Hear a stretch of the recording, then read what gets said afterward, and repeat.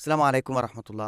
അൽഹംദുലില്ലാ ഹംദൻ കസീറൻ ത്വയ്യിബാറകൻ ഫീഹി വസല്ലല്ലാഹു അലാ മുഹമ്മദിൻ വഅലാ ആലിഹി വസ്വഹാബിഹി അജ്മഈൻ അമ്മാ ബഅദ്. സമൂഹത്തിൽ വളരെ മാന്യന്മാരായി ജീവിക്കുന്ന, മതരംഗത്ത് പ്രവർത്തിക്കുന്ന, മതബോധമുള്ള എത്രയോ രക്ഷിതാക്കളുടെ വേദനയാണ് നിങ്ങളുടെ മക്കൾ ശരിയായൊരു വഴിയിലേക്ക് വരുന്നില്ല എന്നത്. ശരിക്കും സമൂഹത്തിൽ പുറത്തിറങ്ങാൻ കഴിയാത്ത വിധം അവരെ പ്രതിസന്ധിയിലാക്കുന്നതാണ് മക്കളുടെ വഴികേടുകൾ.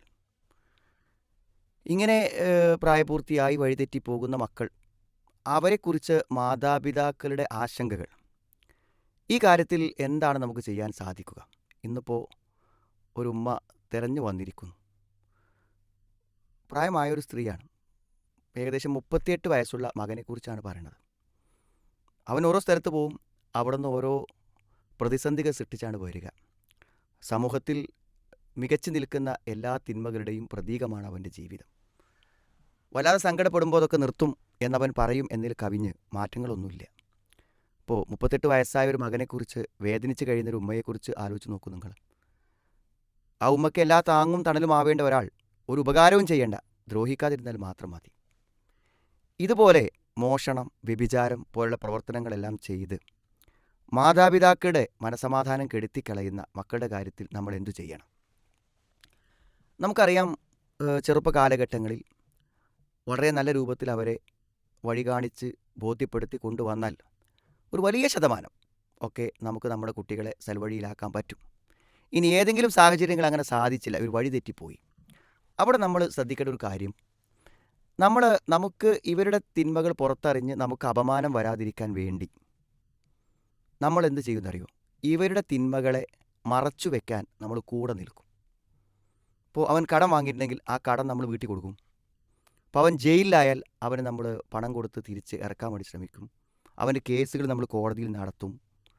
അതേപോലെ തന്നെ എങ്ങനെയൊക്കെ അവരുടെ വിഷമങ്ങളിൽ സഹായിക്കാൻ പറ്റും, അങ്ങനെയൊക്കെ നമ്മൾ സഹായിക്കും.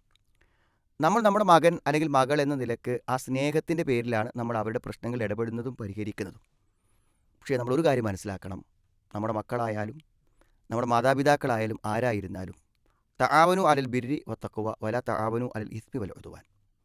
പുണ്യത്തിലും നന്മയിലുമേ നമ്മൾ സഹകരിക്കാൻ പാടുള്ളൂ, പാപത്തിൽ നമ്മൾ സഹകരിക്കരുത്. നിങ്ങൾ വിചാരിക്കുന്നുണ്ടോ, ഇത്തരം മക്കൾക്ക് പിന്തുണ കൊടുത്ത് അവർ കടം വാങ്ങിയത് വീട്ടി, അവർ മോഷ്ടിച്ച സംഖ്യ തിരിച്ചു കൊടുത്ത്, അവർ കള്ളു കുടിച്ചതിൻ്റെ പണത്തിൻ്റെ കടം വീട്ടി കൊടുത്താൽ അവരൊക്കെ പിന്നെ നന്നാകുമെന്ന് നമ്മൾ വിചാരിക്കുന്നുണ്ടോ? ഇല്ല. നിങ്ങളുടെ മകൻ പൂർണ്ണമായ ഒരു ജീവിത മാറ്റത്തിന് വിധേയമായി തിരിച്ചു വന്നു തിന്മയിൽ നിന്ന്, നല്ല മനുഷ്യനായി ജീവിക്കണം. അപ്പോൾ പഴയ കാലത്തെ കടങ്ങളൊക്കെ ഉണ്ടെങ്കിൽ നിങ്ങൾ മാത്രമല്ല, ഈ സമൂഹം തന്നെ അത് വീട്ടാനും പരിഹരിക്കാനും സഹായിക്കണം. അതല്ലാതെ മോഷണം പതിവാക്കിയ ഒരു മകൻ ഇന്നലെ 20,000 രൂപ വീട്ടിൽ നിന്ന് മോഷ്ടിച്ചു, നമ്മളത് എവിടെന്നെങ്കിലും ലോൺ എടുത്തോ അല്ലെങ്കിൽ വസ്തുവകൾ വിറ്റോ സ്വർണ്ണം വിറ്റോ ഒക്കെ കൊണ്ടുപോയി കൊടുത്ത് അവരെ പ്രശ്നം അത് സെറ്റിൽ ചെയ്തു. അപ്പോൾ അവനെന്ത് ചെയ്തു? അത് വാപ്പ ബുദ്ധിമുട്ടായി സെറ്റിൽ ചെയ്യുന്ന അവന് മനസ്സിലായി. അവൻ പിന്നെ 40,000 മോഷ്ടിച്ചു, 1,00,000 മോഷ്ടിച്ചു. നമുക്ക് കൊടുക്കാൻ പറ്റും? ജീവിതകാലത്ത് മുഴുവൻ സമ്പാദ്യവും മുഴുവൻ സ്വത്തും ഇത്തരം വഴികേടിലേക്ക് പോകുന്ന മക്കൾക്ക് വേണ്ടി ചെലവഴിക്കുന്ന മാതാപിതാക്കൾ മനസ്സിലാക്കേണ്ടത്, നിങ്ങൾ അവരെ തിരിച്ചു കൊണ്ടുവരികയല്ല ചെയ്യുന്നത്, അവരെ ആ തിന്മയിലേക്ക് പോകാൻ സഹായിക്കുകയാണ് ചെയ്യുന്നത്.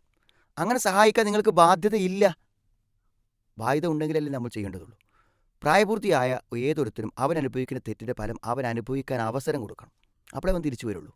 എന്തിനാണ് ജയിലിൽ പോകുന്നത്? എന്തിനാണ് അവർക്ക് ശിക്ഷകൾ വിധിക്കുന്നത്?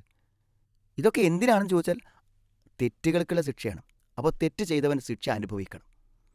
തെറ്റ് ചെയ്യുന്നവരെ ശിക്ഷകളെ പ്രതിരോധിക്കാൻ നമ്മൾ തീരുമാനിച്ചത് നമ്മളെ കൂടെ ആവുന്നതല്ല, മറിച്ച് അത് കൂടുതൽ അവരെ തെറ്റിലേക്ക് കൊണ്ടുപോകാൻ സഹായകമായി തീരും എന്ന് മനസ്സിലാക്കുക. അതുകൊണ്ട് തെറ്റായ കാര്യങ്ങൾക്ക് വേണ്ടി മക്കൾ പോകുമ്പോൾ നമ്മുടെ അഭിമാനം സംരക്ഷിക്കാനോ അല്ലെങ്കിൽ അവരോടുള്ള സ്നേഹ സഹതാപങ്ങളെ കൊണ്ടോ അവരുടെ തിന്മകളെ സഹായിക്കുന്ന രൂപത്തിൽ നിലകൊള്ളുന്നതുകൊണ്ട് യാതൊരു പ്രയോജനമില്ല. മദ്യപിക്കാൻ കയ്യിൽ പണമില്ലാതെ ആകെ ടെൻഷനായിരിക്കുമ്പോൾ എന്നാ എൻ്റെ കയ്യിലൊരു 100 രൂപ ഉണ്ട്, ഇത് കൊണ്ടുപോയിക്കോ എന്ന് പറഞ്ഞ ഉമ്മ കൊടുക്കുമ്പോൾ അവനെ ഒരു പാപത്തിന് വേണ്ടിയാണ് സഹായിക്കുന്നത് എന്ന് കൃത്യമായി ആലോചിക്കണം. പിന്നെ മാത്രമല്ല, നമ്മളെ കൊണ്ട് സാധ്യമാകുന്ന കാര്യമല്ല. കാരണം ഒരു നന്മയിൽ ചിലവഴിക്കുമ്പോൾ അതിന് ചില പരിമിതികളുണ്ട്. കുട്ടികൾക്ക് ഭക്ഷണം കൊടുക്കുകയാണെങ്കിൽ അതിന് ഇത്ര സംഖ്യ വേണമെന്ന് നമുക്കറിയാം. അവർക്ക് ഡ്രസ്സ് എടുക്കണമെങ്കിൽ പറ്റും. ഒരുപക്ഷെ അവർക്കൊരു ആഭരണം വാങ്ങണമെങ്കിൽ പോലും എന്ത് സംഖ്യ ഉണ്ടെന്ന് നമുക്ക് ആലോചിക്കാം. പക്ഷേ മദ്യപിക്കുന്ന, വ്യഭിചരിക്കുന്ന, മോഷ്ടിക്കുന്ന മക്കളുടെ നഷ്ടം നമ്മൾ സെറ്റിൽ ചെയ്യാൻ ശ്രമിച്ചാൽ അത് എത്ര പണം കൊണ്ട് തീരും? നമ്മൾ വീട് വിറ്റാൽ തീരൂ. അതുകൊണ്ട് നമ്മളൊരു തത്വത്തിൽ ഉറച്ചു നിൽക്കുക. പാപങ്ങളിൽ പരസ്പരം സഹകരിക്കരുത്. പുണ്യത്തിൽ മാത്രമേ പരസ്പരം സഹകരിക്കാൻ പറ്റുള്ളൂ. ആരായിരുന്നാലും നമ്മുടെ പണം അനാവശ്യങ്ങൾക്ക് നഷ്ടപ്പെടുത്തി കളയാനുള്ളതല്ല. അവർക്ക് വരുന്നവർ വരട്ടെ. നമ്മൾ പരമാവധി ശ്രദ്ധിച്ചിട്ടും വരുന്നത് നാം തടുത്താൻ നിൽക്കുന്നതല്ല. ആത്മാർത്ഥമായി പ്രാർത്ഥിക്കുക, തിരിച്ചു കൊണ്ടുവരാൻ ശ്രമിക്കാം. അള്ളാഹു അനുഗ്രഹിക്കട്ടെ.